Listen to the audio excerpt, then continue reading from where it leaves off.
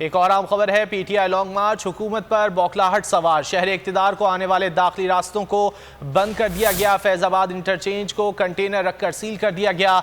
Express way को Gulberg green पुल पर बंद कर दिया गया। अयूब चौक एक्सप्रेस चौक से दाखिली और खारजी रास्ते बंद कर दिए गए।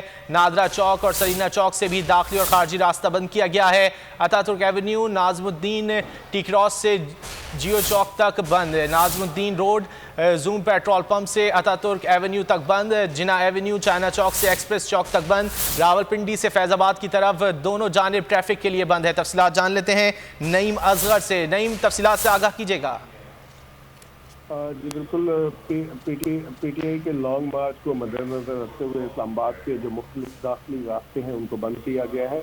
सबसे पहले जो रेड जोन है उसको चारों तरफ से सील किया गया है और इसके बाद इस्लामाबाद को आने वाले जो रास्ते हैं उनमें फैजाबाद को ब्लॉक कर दिया गया है। फैजाबाद के ऊपर कंटेनर रखे गए हैं और पुलिस की भारी रफीक भी वहाँ पर तैनात कर दी गई है।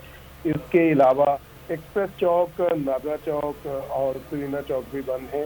सिर्फ जो मागला रोड है उसको खोला गया है। इसके अलावा जो एक्सप्रेस वे है जो मेन रोड। बहुत शुक्रिया नईम असगर इन तफसीलात के लिए।